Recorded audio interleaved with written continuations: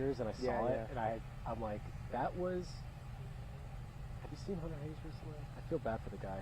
And then he kind of fell out of the limelight, but he doesn't look the same. I just remember you guys walked extremely far. That must have been tough for your photog. I forgot who I even went with, to be honest. Someone no longer with us. I want to say it was Kelly Frizzell, or Murdoch. I think it was Murdoch. Okay. So he's still there. Right. I was talking to one guy who does something with agriculture, because I guess part of this mission is they're going to be learning how to grow and harvest their own fruits and veggies. So which they've done for a long time. Yeah. They're always growing food and eating food. Yeah. Did I hear crew access arm retraction? I'm with you. I believe so. Minute out. All right. Yes, the crew access arm retracting. That's always a great shot.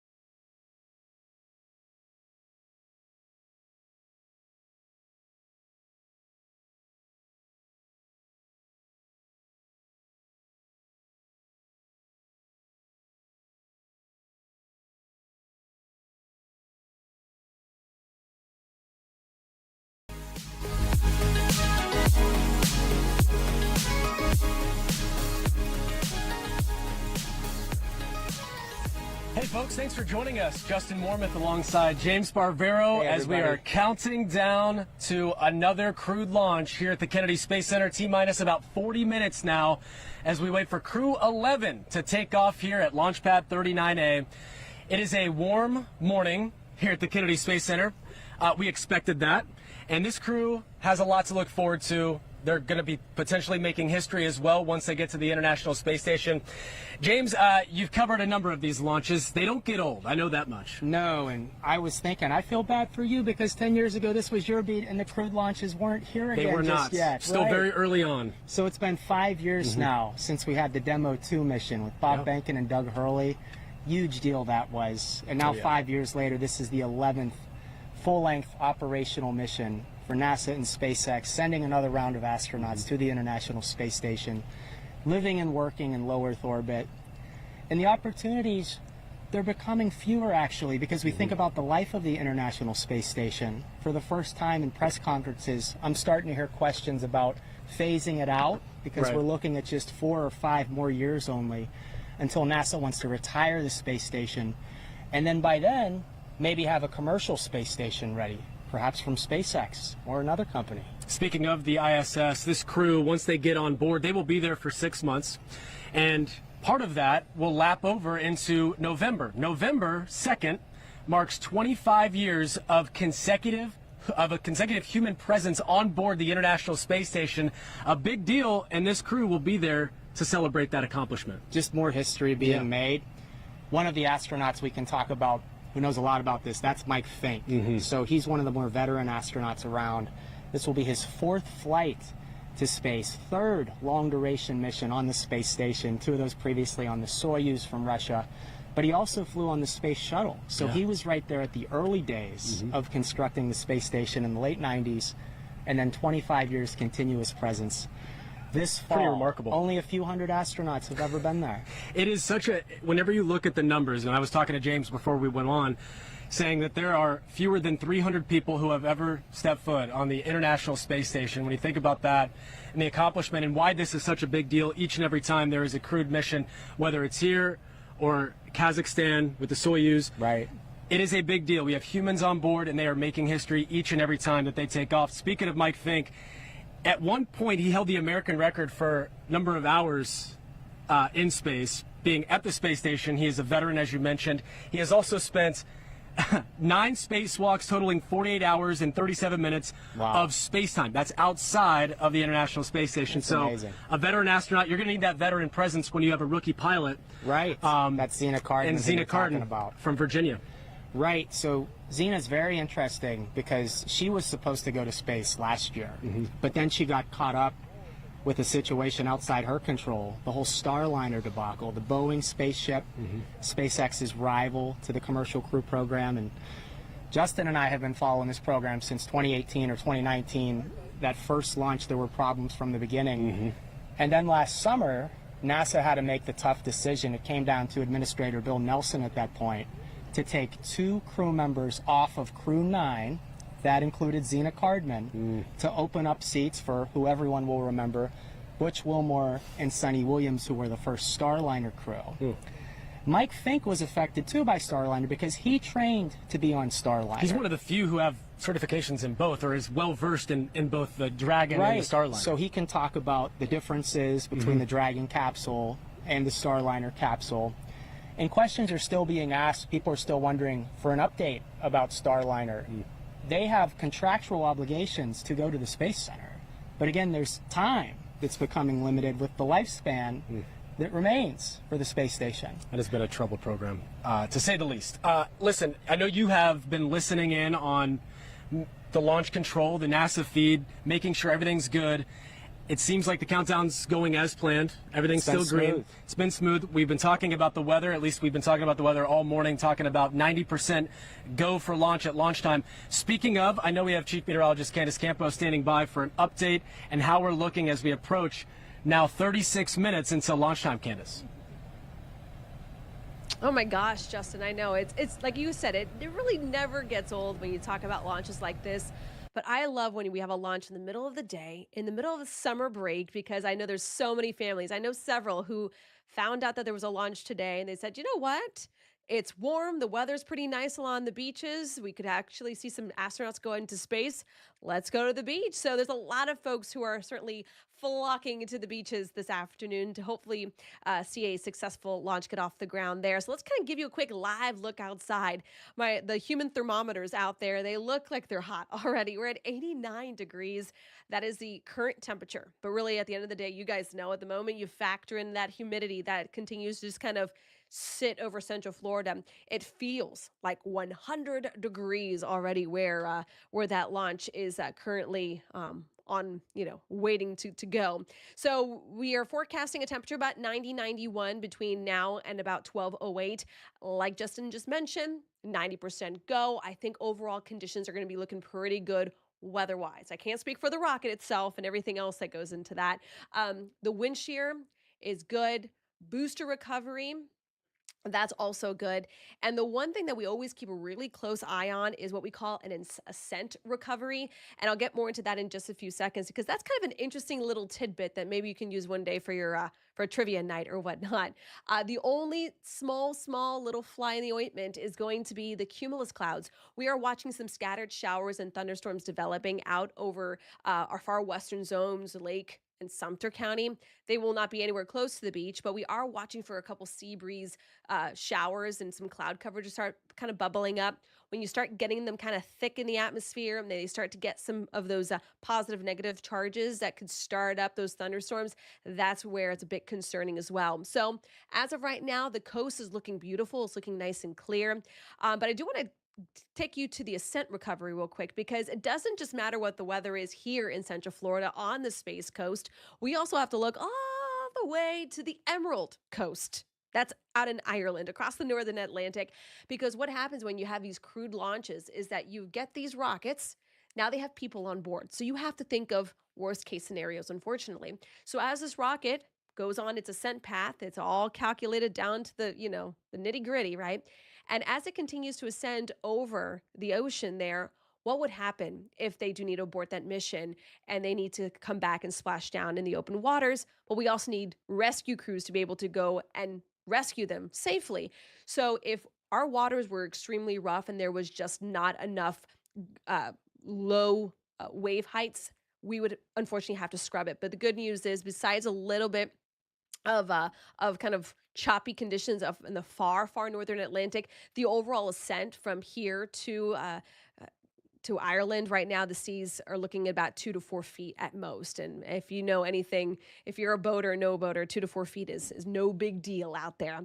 Here's another live look. It's not the Space Coast, but it's the beaches. And you can see certainly a packed house. All eyes are going to be turned more towards the south there to hopefully be able to watch that rocket launch. But notice temperatures there, 90, feels like 102 degrees. So a quick beach forecast. If you're looking at these pictures, you're like, it'd be nice to go to the beach, whether it's today, tomorrow, or even into Saturday. Can't guarantee you'll have a rocket launch, but I can guarantee you'll have a pretty nice stretch of weather. Certainly will be hot. So just making sure that you're staying hydrated. You're taking those frequent breaks in the shade or in the AC. So again, here's another look at those temperatures right now where you guys are sitting at 89 degrees, but already feeling like 100 degrees out there.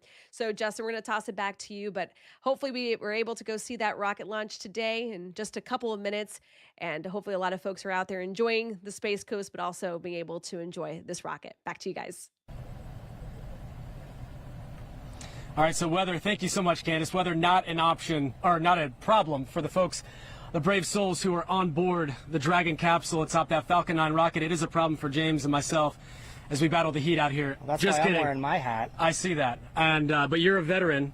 You know what it's like out here in the conditions. Listen, all right, so when this launch happens, again, 12:09 p.m., launch pad 39A, it's going to take about 38, 39 hours to travel. Longest we've heard before. Normally it's about a day. About 24 hours. About right. 24 hours. We're still trying to figure out the reason behind that, but again, 38, 39 hours until they get to the International Space Station and dock. That arrival time slated for around 3 a.m. Saturday, so just a little housekeeping for once this does launch. Let's talk about what we can expect here at the Kennedy Space Center and really all around Central Florida, Right. James. After the launch, of course, SpaceX lands that first stage booster back at the Cape. Sonic booms will be in order, so be prepared. Our Ginger Gadsden heard them loud and clear last time. If you were watching, that was her first time. Knocks your socks off. That's how people around here will describe it. You never know exactly when it's going to hit you. It's one of those things, you know it's coming, but it could hit you at any second, just based on the science with the wind and the speed and all of that. But that's a little later, of course. We still have 30 minutes till the launch, and up to this point, for the most part, it's been a really smooth countdown. So that's great news for the crew. We know that right now, by listening into NASA's stream, that the propellant, the fuel, is flowing into the rocket right now. So it's really now an autonomous sequence going down to the end of the countdown. Any problems that may pop up are likely going to be triggered by the onboard computer systems.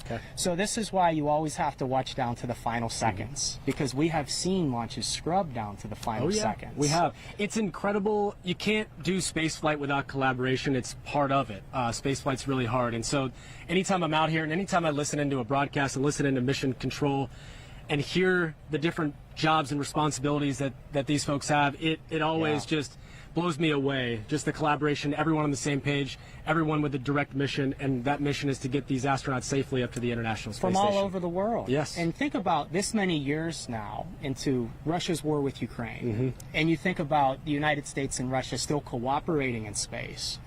That was the big question when that conflict started a few years ago. And it's still now. We don't see an issue. We see Russia running their side of the space station, which controls the propulsion of the space station, and then NASA running its side. And these collaborations with these international partnerships on the commercial crew program, continuing to see cosmonauts, but also astronauts from Japan and Europe. We've seen astronauts from Germany and France and Italy in these kinds of missions. And then we always come back to the Americans, of course, is because that's where we're based. And we have exciting stories about 2 Americans on this rocket too. The first-time space flyer, Zena Cardman, she gets a second chance. She was really training for 2 space missions because a year ago she got pulled from the Crew-9 mission, and that was to make room on the SpaceX spaceship for the stranded Boeing astronauts, Butch Wilmore and Sonny Williams, so they would have seats to come home just this past spring. And then Mike Fincke, who's been to space, this will be his 4th time, starting with the space shuttle back in the late 90s, and he really helped build the International Space Station. It has sentimental value to him, certainly, as he watches it wind down to the end of its lifespan in just a few more years. I'm so glad you brought up the international relations here, because you're right. That does not matter what's happening in global affairs. What matters here is humanity, and this is just a special moment each and every time that you have a launch, especially one with international partners. It's special, and you bring humanity closer together. I think everyone roots for the same outcome, at least I hope they do. Let's talk about, anytime that we talk about astronauts and what their mission will be, we always say, oh, they're going to be conducting research and experiments on board the International Space Station. That is what they do. This one in particular, and I guess probably past and previous missions as well, they're really focused on the next stage, and that is getting back to the lunar surface. And they're going to be doing some activities and some research and some science up there that will give us some better understanding and more preparation for when that moment does ultimately come. Sure. Well, now you have almost 25 years of continuous human presence in low Earth orbit. And so how does that translate to having a permanent presence in deep space, like bases on the moon, and then Mars, the ultimate goals? So for right now, they continue to build on the skills of those astronauts before them, all these decades now. It's just incredible. And we even see that SpaceX is talking about extending the missions for these commercial crew programs. It's supposed to be 6 months or 180 days. That's what they define as a full-length mission. They're trying to get certification for up to 8 months. So astronauts could stay even longer and work even longer at a time. They have put astronauts in space for as long as a year before, and now they'd make it more routine to do about 3/4 of a year or so. I know they had a little issue with their toiletries, their toilet situation up on board. They got that fixed out. That was a fun social media thing. A lot of people commenting on about that. About a year or two when SpaceX's toilet wasn't working. Yeah, that's something else. All right, so you know, that Dragon spacecraft, it's Endeavour. It's flown. This will be its 6th flight, which is a record. Is a milestone mission for the Dragon capsule Endeavour. Going back to previous missions, this was, correct me if I'm wrong, as you know more than I do, was this the first one that went to the International Space Station? This was Demo 2? Program. You're right. Demo 2, It was May 30th, 2020. Where were you, everybody? Everybody was watching that launch. Oh, I was here. Hundreds of thousands of people on the coast. It was the biggest American rocket launch in about a decade since the retirement of the space shuttle in 2011. So Bob Behnken and Doug Hurley, the astronauts, they really blazed that course. And as paying tribute to the space shuttle program, they named this capsule Endeavour. And now it's on its 6th mission with Crew for SpaceX, their longest ever. You know, I was watching the coverage earlier from NASA, and each and every time I'm broadcasting out here, reporting from a launch, and really anytime I'm watching a launch, one of my favorite moments, aside from the actual launch, is when these astronauts exit the crew quarters and get into those Teslas, because I know that what they had just done was they were saying goodbye to their families, who they will not be seeing for the next 6 months. I'm sure it's really an emotional thing. I'm not quite sure if that's something that you always focus on, how that, like, what the feelings are that when you see them coming out of there, and what that means to you. Well, I think of the history. As the NASA broadcasters say, that's what every NASA crew of astronauts has done since the Apollo program. I think it started maybe with Apollo 4, 5, 6, 7, 8, somewhere in that range. So we're talking about more than 50 years ago that the astronauts have come out of that building. The vehicles have changed. The spacesuits look a little different, but those emotions are all still the same. The raw emotion of seeing their family and friends. And think about, we know from watching Butch Wilmore and Sonny Williams launch last year, they thought they were going to space for a week or two. And it ended up being almost an entire year. Yeah, you're missing birthdays, you're missing holidays, you're missing so much, graduations, so many things that you didn't prepare for. Before you say those 2 or 3 minutes of goodbyes out there at the crew quarters, you have to have those kinds of conversations with your family ahead of time back home. The reality of the situation of a dangerous profession like this is things can change. Things can change. And they have become, I think, just from us, who we know how difficult it is to launch a rocket, especially ones that have humans on board. But and it's become a bit of a routine, but we have to remind ourselves that this is anything but routine. Right. They don't like that word. No, they do not. They've never liked that word. It would be arrogant to call this routine. Absolutely. Because they say in a business of a million things that have to go right, just one goes wrong, and then you have a problem. So anytime, of course, that humans are on board, it should never be treated routine. So I've heard Elon Musk talk about that. He says we don't want to ever become complacent. Yeah. You may make it look routine, Sure, but complacency could be the end of an entire program. no doubt. You got to understand the gravity, pardon the pun, of the situation, or the lack thereof, once they're on board the International Space Station. All right, so again, getting into the countdown clock, 22 minutes or so until liftoff. James has been listening in.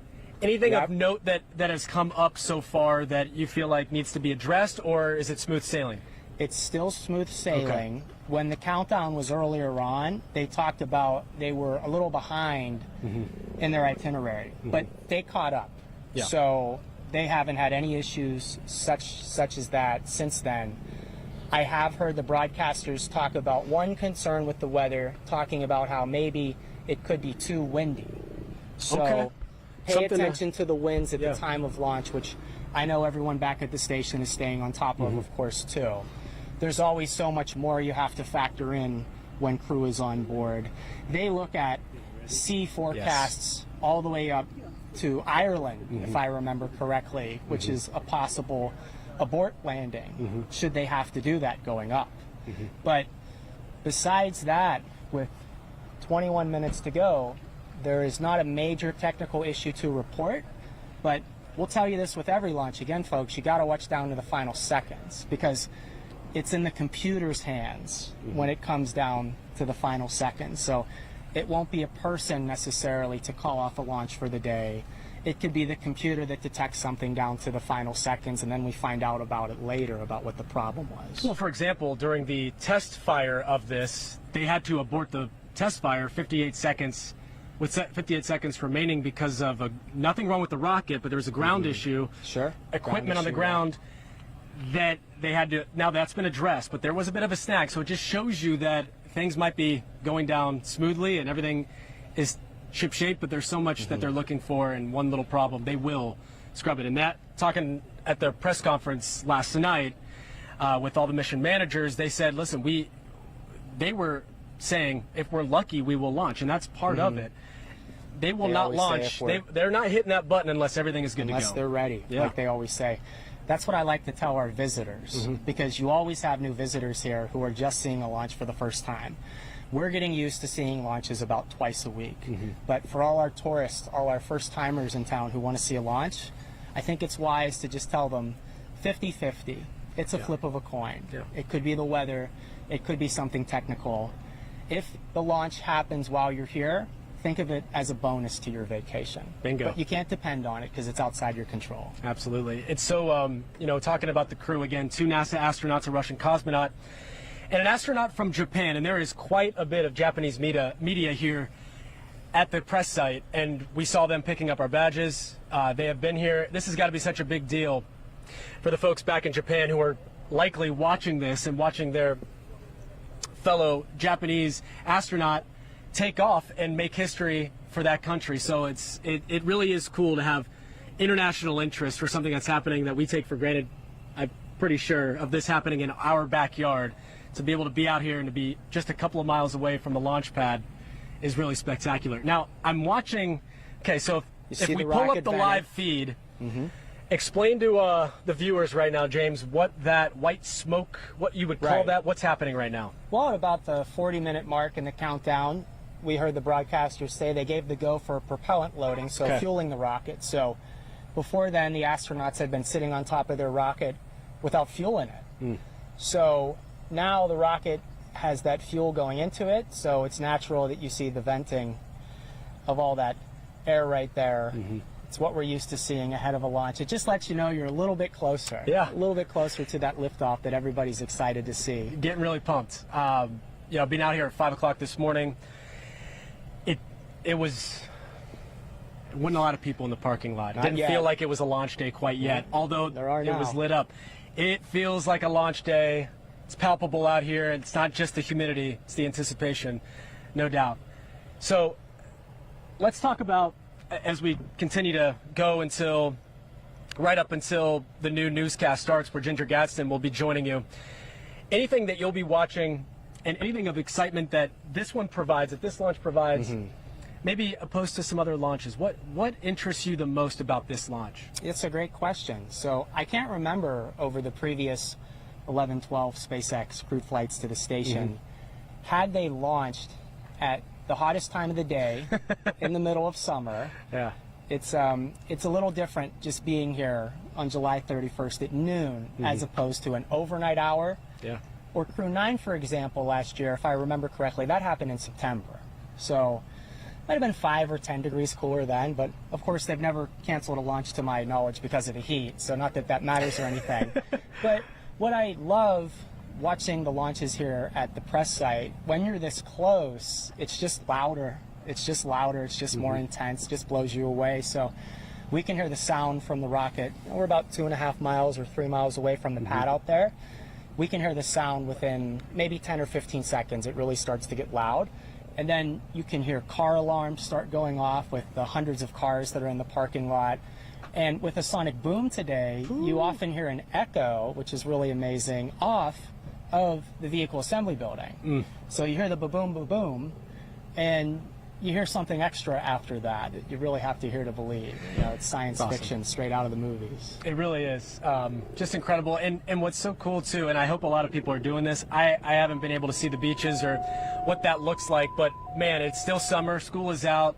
I can't think of a better place to go than Cocoa Beach or anywhere up and down the Atlantic coast where you can take in a rocket launch with your kids and reignite Jetty Park, all of them, any of them. Because when we were kids, when the teacher asked you, what do you want to do when you grow up, what do you want to be, it was either A, an athlete, or B, an astronaut. So probably especially around here where you grew definitely, up, right? with the shuttle going off, and it was, and that's now being brought back, though, as we are now putting humans, and we have been for going on half a decade now, putting humans back into space from American soil. So it's something that we're not taking for granted, being out here, being able to witness this, being the eyes and ears here at the press site for WKMG and ClickOrlando.com, something that I know that you take great pride in as well. Well, I think it's the best part of my beat. I think that's why I say I have the best job in local news, because where else can you do this? Nowhere else launches as much as we do. Even though the Starships currently are launching in Texas, the plan is to eventually bring them here. Sure. And we might see 100 launches this year. That's the pace. So 2 launches a week. In a couple more years, they could increase that number by 50 or even 100 more, which is crazy to imagine. Incredible. And that's why it's become a story, too, the effects that people think it could have on just the noise and possibly being a nuisance, overnight hours especially, to environmental concerns. So these are going to continue to be the real stories that we talk about in the coming years, because it's not slowing down. No. It's certainly not in the private sector. No. No. There's a big, I mean, it's one, when you have billionaires both sending satellites up, it tells you something that there's a market for this. All right. So 15 minutes until launch time. Again, 4 astronauts on board the Crew-11 mission. 2 NASA astronauts, a Russian cosmonaut and an astronaut from the Japanese Space Agency. They will take about 38 hours, not minutes. They probably wish it was minutes. 38 hours until they get to the International Space Station. Once they do launch, we will be out here. Coverage all afternoon. You can watch the launch live as it happens at 12:09. So coming up in about 15 minutes, once again, Ginger Gadsden and James will be bringing that to you live. Right here on News 6 Plus, YouTube, ClickOrlando.com, and if you want to head over to broadcast or maybe leave that stuff on and go outside and watch it for yourself. I know that always is a fun thing to do. As someone who lives in the Orlando area, you can see it on a day like today especially, although I'm looking at some clouds to the west. To the east, we're clear. So I'm hoping if the folks are popping out of maybe on lunch break or something along those lines, they can get a nice vantage point. If not, we got you covered for the best view in the house of this wonderful mission that we hope is going to go off without a hitch today. So we appreciate you joining us. James Barbero, appreciate the insight as always. Thank you too, Justin. It's thanks everybody. A lot of excitement out here. So for now, we'll send it back to to the new, back to you. I don't know who's there. No one, likely, but Ginger will be there in about 5 minutes. So we'll see you then. Go Crew-11.